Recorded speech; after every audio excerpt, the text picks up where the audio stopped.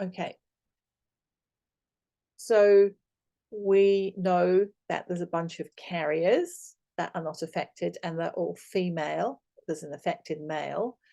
And we're asking, if John has a son, what is the risk of that son being affected? It's less than 1% because we've analyzed it and seen that it is an excellent one.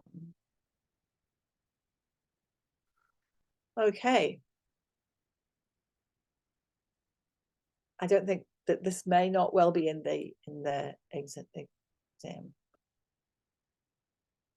All right, so these are all the pharmacogenomics ones. All right, here we go. Let's have a go. You might get a question like this, obviously ophthalmological. Let's have a go at paraphrasing it. Because one of the things I find people get confused with is not paraphrasing it.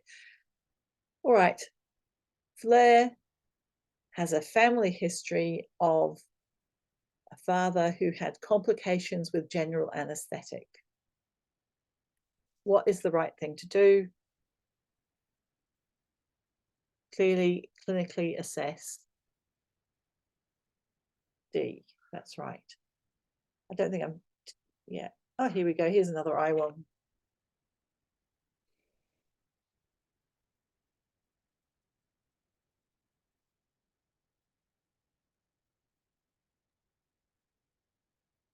What's the answer here?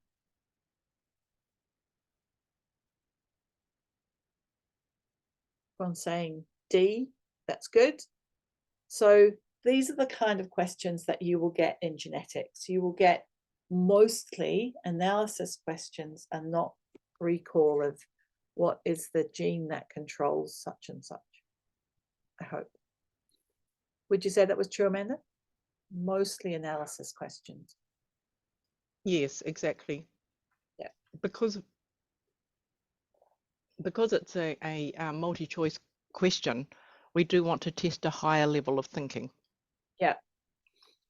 And we can do that. Just means you have to think more about the answer. Yep. Okay. So again, this is an application. So it is a mitochondrial inherited disease, but 50% have noticeable disease. This is due to, and then you've got to recall what causes that. It's going to be incomplete penetrance. That's right. So expect those kind of multi-choice questions rather than recalling detailed questions. I don't think I can give you, I think the microbiology quizzes are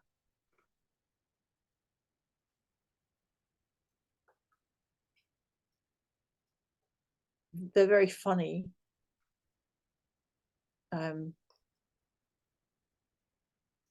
But they don't really apply to you. They don't have good examples here because they aren't from Fletcher. Are we expected to learn how to solve Hardy-Weinberg equation questions? No. I think we've weeded out the Hardy-Weinberg equation questions. There'll be more application to clinical scenarios, and well, they have to also come from your standard textbooks, so that the subject matter will be derived from Ralph Eagle, and or we're still using what's that other AAO and the I, that book. So AAO and the I Forrester. Forrester and AAO are where the genetics and micro questions come from. I don't think Eagle has genetics. It doesn't have that much. It's got a little bit on retinoblastoma, but if the subject matter is not in those textbooks, then it won't be in your exam, because that's where the curriculum is derived from for your particular exam. It's changing next year, but that's not your problem. No, it's our problem, isn't it? It's our problem. So okay, so that was my advice on the multi-choice questions. Learn application from those textbook sources, those because textbooks, that's using where those we examples have to in those textbooks. And in the back of some of those textbooks, there are some practice questions to get.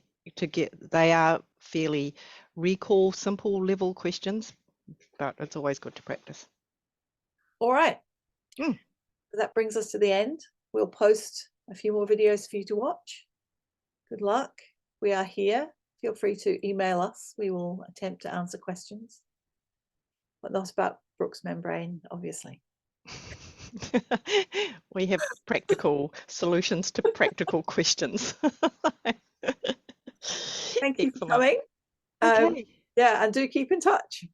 Okay. Yeah, thank you again, guys. I know this was pretty last minute and it's been a bit rushed before the exam. And, you know, I think I speak on behalf of everyone with how grateful we are that you've thrown this together for us. So thank you.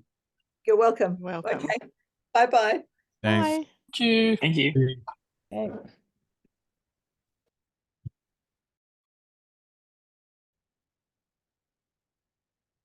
Oh, stop recording.